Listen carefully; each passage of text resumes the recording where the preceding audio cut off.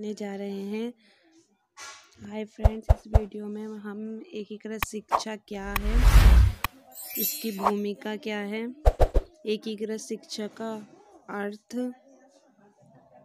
क्रुकसंक के अनुसार इसकी परिभाषा, एकीकृत शिक्षा के क्या उद्देश्य हैं, एकीकृत शिक्षा की प्रकृति एवं विशेषताएं,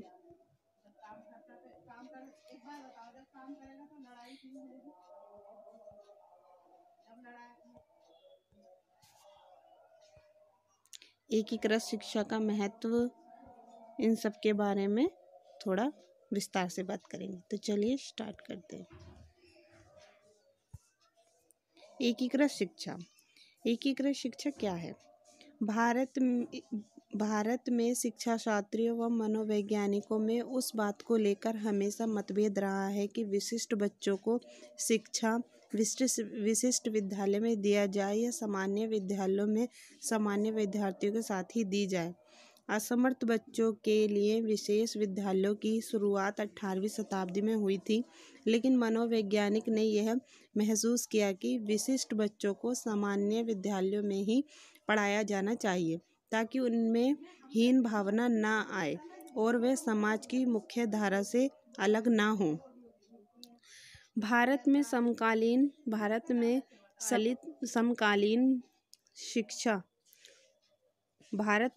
समकालित शिक्षा अमेरिका के मुख्य धारा आंदोलन का परिणाम है, जिसमें इस बात पर जोर दिया गया कि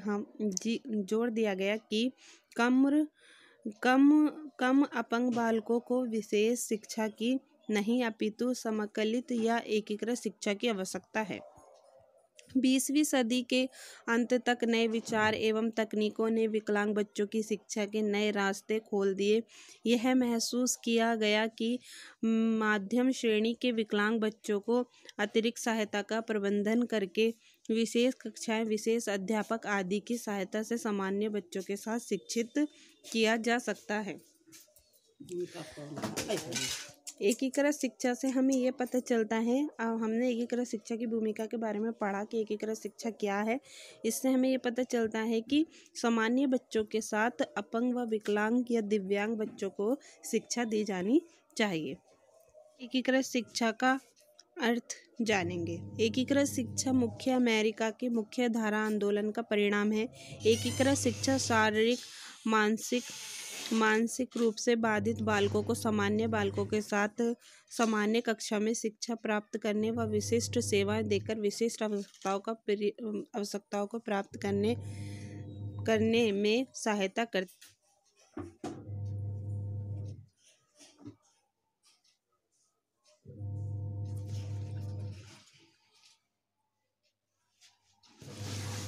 क्रुकसंक के अनुसार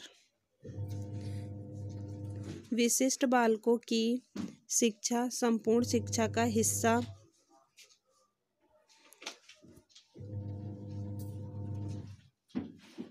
विशिष्ट बालकों की संपूर्ण शिक्षा का हिस्सा है। अतः एकीकृत शिक्षा वह शिक्षा है जिसके अंतर्गत अपंग बालकों के जीवन स्तर को ऊंचा उठाने का प्रयास किया जाता है तथा उनके नागरिक अधिकारों को यह शिक्षा सुनिश्चित करती है। विभिन्न शिक्षाविदों द्वारा समन्वित शिक्षा को इस प्रकार वर्णित किया गया है। पहला, सामान्य मानसिक विकास संभव है। सामान्यतः शिक्षा का क्रम खर्चीला है। सामान्य मानसिक विकास संभव है। समन्वित शिक्षा कम खर्चीली है। समन्वित शिक्षा के माध्यम से एकीकरण संभव है। शैक्षणिक एकीकरण संभव है। समानता के सिद्धांत का अनुपालन करती है। सामाजिक एकीकरण को सुनिश्चित करती है। एकीकृत शिक्षा के उद्देश्य, ऑब्जेक्टिव ऑफ इंटीग्रेटेड एजुकेशन। एकीकृत शिक्षा के मुख्य उद्देश्य हैं जो निम्नलिखित हैं। पहला, एकीकृत शिक्षा विशिष्ट व सामान्य बच्चों में एक सी शिक्षा देती है। एकीकृत शिक्षा विशिष्ट व सामान्य बच्चों में एक सी शिक्षा का अनुभव देती है। एकीकृत शिक्षा के द्वारा विशिष्ट बालकों का मानसिक विकास बढ़ता है तथा इससे उसमें आत्मविश्वास उत्पन्न होता है। इस शिक्षा के द्वारा विशिष्ट बालक बिना किसी मतभेद के एकीकृत शिक्षा को प्राप्त कर सकते हैं। विशिष्ट बालकों में हीन भावना को खत्म करने में यह शिक्षा मदद करती है। विशिष्ट बालकों को समाज में तथा प्राकृतिक वातावरण में सहजता से समायोजित करने में यह शिक्षा मदद करती है। एकीकृत शिक्षा सामान्य व विशिष्ट बच्चों को शिक्षा के समान अवसर प्रदान कराती है। इसी कारण बच्चों को क्या होता है, आत्मविश्वास बढ़ता है और वो अपने अंदर एक हीन भावना महसूस नहीं करते, वो अपने आप को दूसरे सामान्य बच्चों जैसा ही समझते हैं। इसी उद्देश्य को लेकर ही एकीकृत शिक्षा का निर्माण किया गया। एकीकृत शिक्षा की प्रकृति एवं विशेषताएं। एकीकृत शिक्षा की प्रकृति एवं विशेषताएं निम्नलिखित हैं। पहली, यह शिक्षा अपंग बच्चों को कम प्रतिबंधित व अधिक प्रभावी वातावरण उपलब्ध कराती है, जिससे वे सामान्य बालकों की तरह जीवन यापन कर सके। समन्वित शिक्षा द्वारा जो सुविधाएं सामान्य बालकों को प्रदान की जाती हैं, वही सुविधाएं असमर्थ बालकों को भी प्रदान की जाती हैं। यह शिक्षा असमर्थ बालकों को उनके व्यक्तित्व की पहचान के आधार पर व्यवहार करती है, उनकी बाध्यता के अनुसार नहीं। समन्वित शिक्षा माता पिता, अध्यापकों व शिक्षाविदों के सामूहिक प्रयास पर आधारित है। समन्वित शिक्षा कम खर्चीली है तथा सामाजिक एकीकरण को सुनिश्चित करती है। यह शिक्षा विशिष्ट व सामान्य बच्चों के बीच के शारीरिक अंतर को खत्म करती है। यह शिक्षा अपंग बालकों को समान शिक्षा के अवसर प्रदान करती है, ताकि वह समाज के अन्य लोगों के प्रत्येक परिस्थिति में आत्मनिर्भर होकर अपना जीवन यापन कर सकें। तो ये जो अभी हमने पढ़े, ये थे एकीकृत शिक्षा की प्रकृति एवं मुख्य विशेषताएं। यह शिक्षा अपंग व सामान्य बालकों के मध्य स्वास्थ्य, सामाजिक वातावरण व संबंध बनाने में समाज के प्रत्येक स्तर पर सहायक है। यह शिक्षा सबके लिए शिक्षा के अधिकार का अनुपालन करती है। यह शिक्षा जाति, रंग व धर्म आदि के आधार पर भेदभाव नहीं करती है। समन्वित शिक्षा के द्वारा समर्थ व असमर्थ बच्चे एक दूसरे के नज़दीक आते हैं, जिससे विद्यालय का वातावरण अच्छा बनता है। जो समन्वित बच्चे होते हैं, जो अपंग होते हैं और जो नॉर्मल बच्चे होते हैं, वो दोनों में क्या होता है, एक अच्छी बातचीत होती है, जिससे कि क्या होता है, विद्यालय का वातावरण सुगम्य बनता है।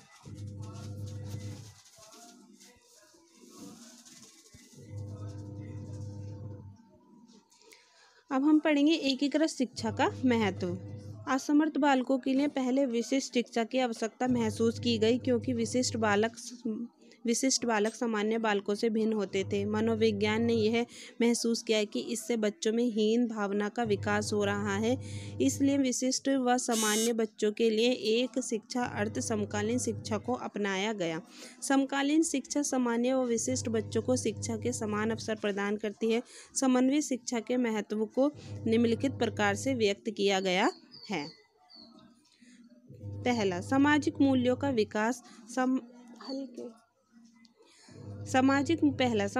मूल्यों का विकास। समाज में सभी प्रकार के समर्थ व असमर्थ बच्चे होते हैं। समन्वित शिक्षा द्वारा समर्थ व असमर्थ दोनों प्रकार के बच्चों को समान शिक्षित किया जाता है। सभी प्रकार के शिक्षित वर्गों के बालक आपस में मिलते हैं। इस प्रकार उनमें सामाजिकरण की भावना का विकास होता है। उनमें सहयोग, सहायता, समायोजन आदि विभिन्न प्रकार के सामाजिक मूल्यों का विकास होता है। दूसरे इसमें पॉइंट है प्राकृतिक वातावरण। सामान्य बालकों में असमर्थ बच्चों को प्राकृतिक वातावरण प्राप्त होता है। असमर्थ बच्चे समर्थ बच्चों के साथ रहते रहते अपने आप को सहजता से उनके साथ समायोजित कर लेते हैं और खुद को हीन भावना से बाहर निकाल लेते हैं। तीसरा, मानसिक विकास। विशिष्ट बच्चों का विशेष विद्यालय व प्रशिक्षित अध्यापकों द्वारा शिक्षा प्रदान की जाती है। इससे उनमें हीन भावना पैदा होती है कि हमें सामान्य बच्चों के साथ क्यों नहीं पढ़ाया जा रहा। इस बात का उन पर नकारात्मक प्रभाव पड़ता है। लेकिन समन्वित शिक्षा विशिष्ट बच्चों को सामान्य बच्चों के साथ सामान्य विद्यालयों में प्रदान की जाती है। इससे उनमें आत्मविश्वास उत्पन्न होता है। चौथा है समानता का सिद्धांत। हमारे संविधान में प्रत्येक बालक के लिए समान शिक्षा देने की बात कही गई है। बिना किसी भेदभाव के इस उद्देश्य की पूर्ति के लिए समन्वित शिक्षा आवश्यक है कि किसी भी बच्चे के साथ भेदभाव नहीं किया जाना चाहिए। ये हमारे संविधान में भी उल्लेखित है। 5वां, कम खर्चीली। विशिष्ट शिक्षा देने के लिए विशेष अध्यापक, विशेष प्रकार की शिक्षण विधियां, विशेष पाठ्यक्रम व विशेष शिक्षण व्यवस्था की आवश्यकता नहीं होती। विशिष्ट शिक्षा देने के लिए विशेष अध्यापक, विशेष प्रकार की शिक्षण विधियां, विशेष पाठ्यक्रम व विशेष शिक्षा व्यवस्था की आवश्यकता होती है, जो काफ़ी खर्चीली होती है। इसके अतिरिक्त समकालीन शिक्षा सामान्य विद्यालयों में प्रदान की जाती है, जो कम खर्चीली है। इस प्रकार विशिष्ट बच्चों को विशिष्ट शिक्षा की अपेक्षा समकालीन या समन्वित शिक्षा प्रदान की जानी चाहिए, जिससे बच्चों में आत्मविश्वास बढ़े, एक दूसरे से मेलजोल बढ़े और वो अपने अंदर एक हीन भावना का विकास ना कर सके। तो इस वीडियो में इतना ही। दोबारा मिलते हैं नेक्स्ट वीडियो तक। Bye bye.